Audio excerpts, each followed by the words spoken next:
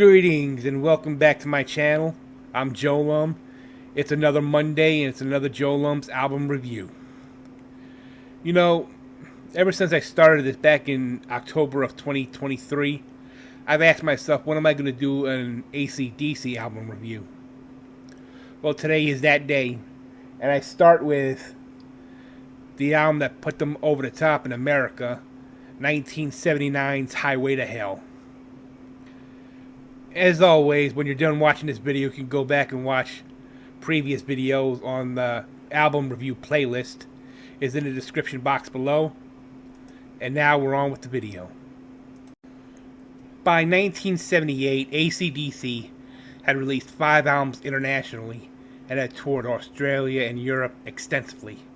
Those 5 albums are the 2 versions of High Voltage, TNT, the Australian release of Dirty Deeds Done Dirt Cheap, Let There Be Rock, and Power Age.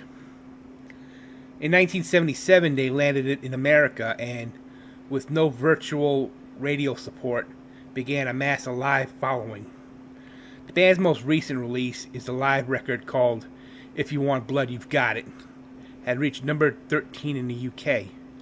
And the 2 previous records to that were 77's Let There Be Rock and 78's Power Age, had seen the band find their raging blues-based hard rock sound.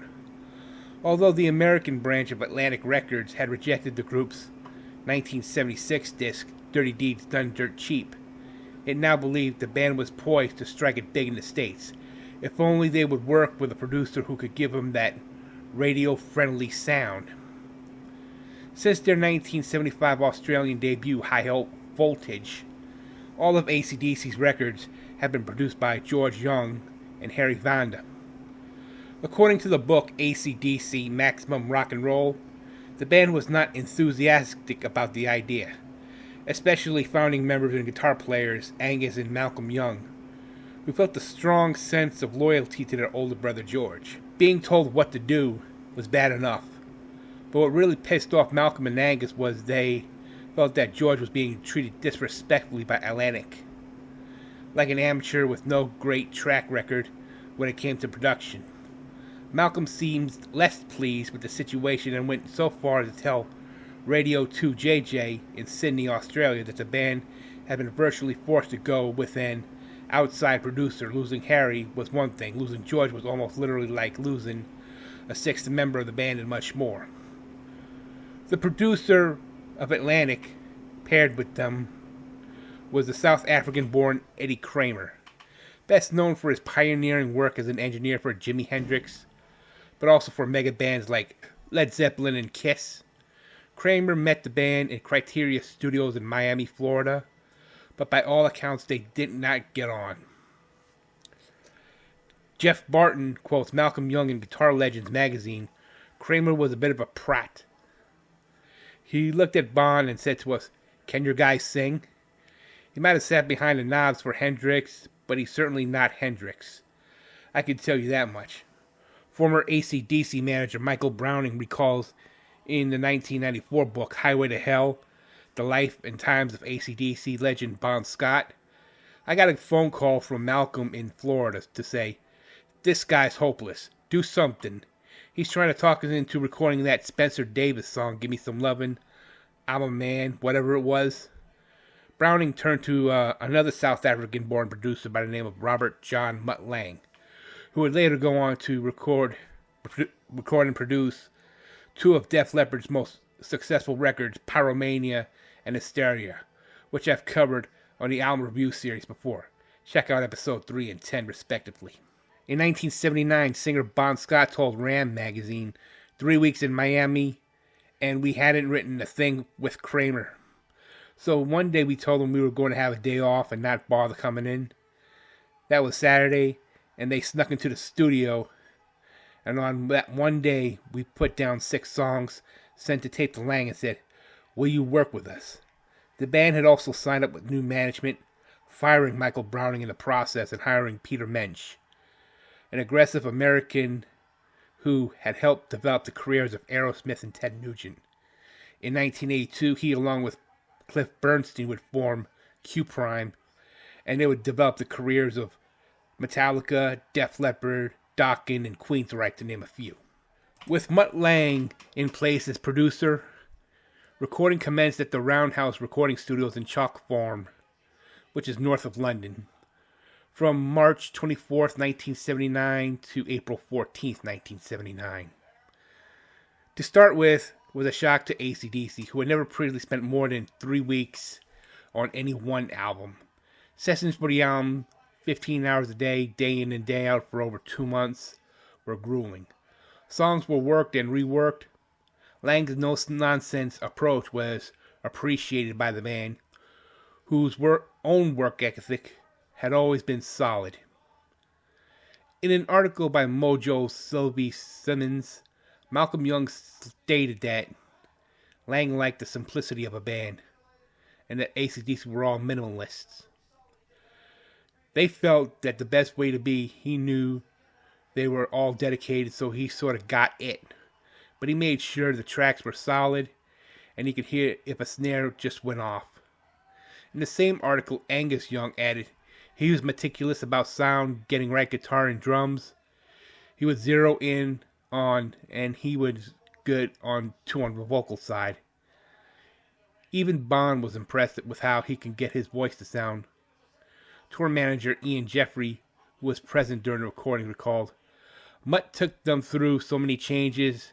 I remember one day Bond coming in with his lyrics to If You Want Blood. He starts doing it, and he's struggling, you know? There's more fucking breath, that voice coming out. Mutt says to him, listen, you've got to coordinate your breathing. Bond was like, you're so fucking good, cunt, you do it.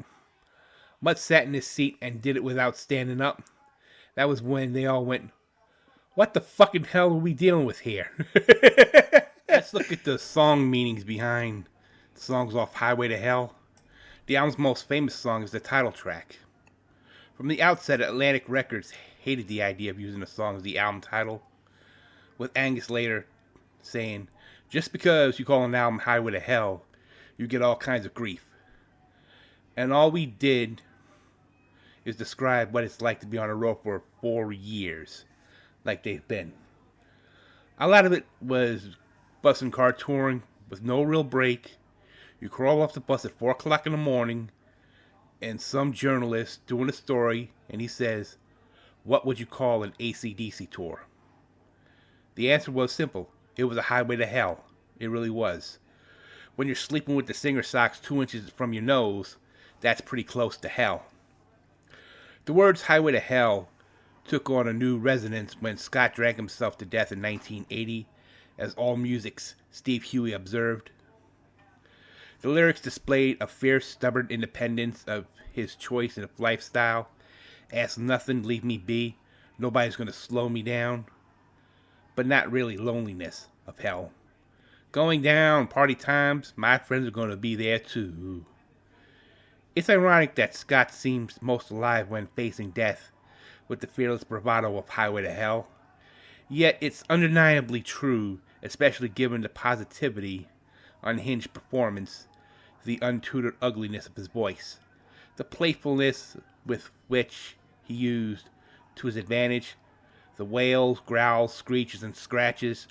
All these qualities combined to give the song an unbridled enthusiasm without which it might take on an air of ambivalence. Scott's lyrics on Highway to Hell deal almost exclusively with lust, which is hungry men and girls got rhythm, sex, beating around a bush, and touch too much, for example, and walk all over you, and partying on the town like Get It Hot and Shot Down in Flames. Touch Too Much had been first recorded in July of '77 with a radically different arrangement and the lyrics from its Highway to Hell incarnation. The final version was performed by Scott and AC/DC on the BBC music show Top of the Pops a few days before the singer's death in 1980. The song If You Want Blood, You've Got It borrowed the title of the band's live record from the previous year and stems from Scott's response to a journalist at the Day on the Green festival in July of '78 when asked what they could expect from the band. and Bon Scott replied was blood.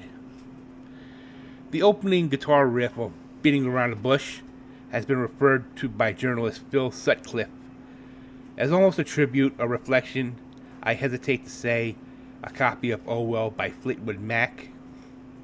Perhaps the album's most infamous song is Night Prowler, mainly due to its association with serial killer Richard Ramirez. See, in June of 1985, a highly publicized murder case began revolving around him. He was responsible for more than 15 brutal murders as well as numerous rapes and attempted murders in Los Angeles. He was nicknamed the Night Stalker. Richard Ramirez was a fan of AC/DC, in particular to the song Night Prowler, and police claimed he left an AC/DC hat at one of the crime scenes. During the trial, Ramirez shouted "Hail Satan" and showed off a pentagram carved into his palm with the number 666 below it. This brought extremely bad publicity to AC/DC, whose concerts and albums faced protests by parents in Los Angeles. Wow. When I'm looking at the track listing, a lot of the songs off this record, all of them were written by Angus and Malcolm Young, the brothers, and Bon Scott. We start with Highway to Hell, clocking in at 3:29. Girls Got Rhythm, clocking in at 3:24. Walk All Over You clocks in at 5:10. Touch Too Much clocks in at 4:28. Beating Around the Bush clocks in at 3:55. Shot Down in Flames clocks in at 3:23. Get It Hot clocks in at 2:35. The shortest song on the album, by the way. If You Want Blood, You've Got It clocks in at 4:38. Love Hungry Man clocks in at 4:18. And the album closer, Night Prowler, clocks in at 6:13. AC/DC's Highway to Hell was released on July 27th, 1979.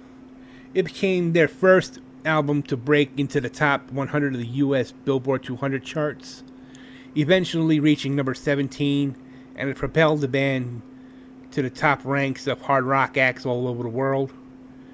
It is the second highest selling AC/DC record behind Back in Black, their next one, and is generally considered one of the greatest hard rock albums ever made. On May 25th, 2006, the album was certified 7 times platinum by the RIAA. Greg Kot of Rolling Stone wrote, "The songs are more compact, the chorus is fattened by rugby team harmonies, the prize moment, Scott closes the hip-grinding Shot Down in Flames with a cackle worthy of the Wicked Witch of the West."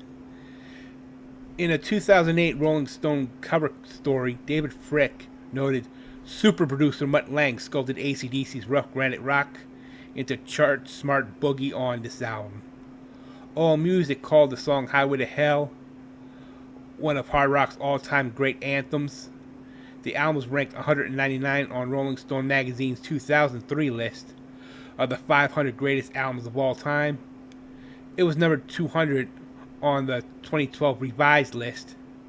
The 2010 book, The 100 Best Australian Albums, included Highway to Hell in the top 50, while Back in Black was number 2. My overall rating for Highway to Hell is an 85 out of 100. I have to be honest with you, Highway to Hell is a hell of an anthem, to be honest. I didn't listen to much of the other songs.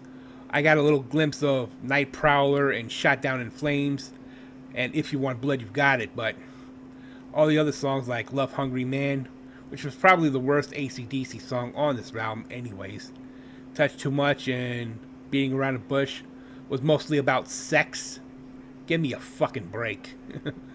Anyway, the album was what it was. Sadly, it would be the last album to feature lead singer Bon Scott, who would die on February 19th, 1980 from acute alcohol poisoning. Keep that in mind, folks. This has been Joe Lum's album review. Don't